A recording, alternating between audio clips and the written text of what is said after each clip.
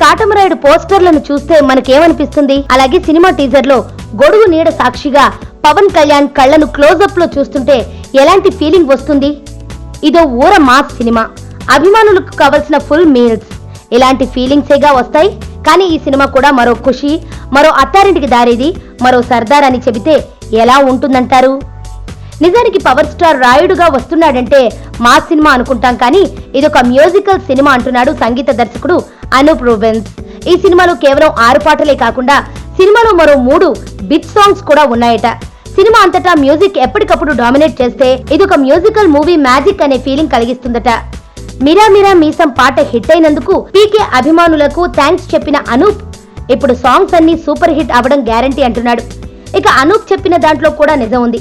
ఆ లెక్కన చూస్తే పవన్ ఖుషి అయినా మొన్న వచ్చిన సర్దార్ అయినా కూడా మ్యూజికల్ గా పెద్ద పెద్ద హిట్లే అయ్యాయి. అంటే పవన్ సినిమాలన్నీ మ్యూజికల్ మ్యాజిక్లేగా మరి, అందుకే దీన్ని కూడా మ్యూజికల్ మూవీ అనేసుంటాడు.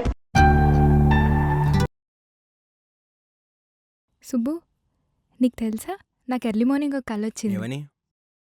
నువ్వు నన్ను జ్యువెలరీ షాప్కి తీసుకెళ్ళి వడ్డానం కొనిచ్చావంట. ఏ టైంకి? గుర్తులేదు సుబ్బు, 5కి అనుకుంటా.